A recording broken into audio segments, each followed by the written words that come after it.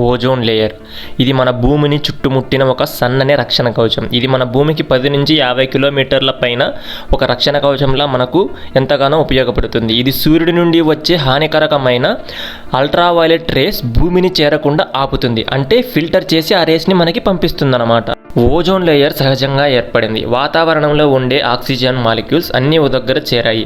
ఎప్పుడైతే సూర్యుని నుండి వచ్చే యూవీ రేస్ పడతాయో అప్పుడు O2 మాలిక్యూల్స్ ఒక్కొక్కటిగా విడిపోయి ఆక్సిజన్తో ఆ ఒక్కొక్క మాలిక్యూల్ కలిస్తే అప్పుడు O3 ఓజోన్ మాలిక్యూల్గా ఏర్పడి ఓజోన్ లేయర్ ఏర్పడింది. ఓజోన్ లేయర్ క్షీణించినప్పుడు ఈ హానికరకమైన కిరణాలు భూమిని చేరుకుంటాయి. ఇది చర్మ క్యాన్సర్, కంటి క్యాటరాక్ట్ మరియు ఇతర ఆరోగ్య సమస్యలకు కారణమవుతుంది. ముఖ్యంగా అంటార్కిటికాలో ఉన్న ఒక ప్రాంతంలో ఆల్రెడీ ఓజోన్కి బొక్క పడిపోయింది. దీనివల్ల ఎక్కువగా మంచు కరిగిపోయి సముద్ర మట్టం పెరిగిపోతుంది. దీనివల్ల మానవాళికి ముప్పు పొంచి ఉందని శాస్త్రవేత్తలు వెల్లడించారు. చేయాల్సిన పని ఏంటంటే క్లోరోఫ్లోరోకార్బన్స్ ప్రొడ్యూస్ చేసే machines like refrigerators, propellants, extinguishers and from producing కెమికల్స్ని వాడడం తగ్గించాలి. ప్రస్తుతానికైతే మన ఓజోన్ లేయర్కి ఏం ప్రమాదం లేదు, అది హీలింగ్ స్టేజ్లో ఉంది.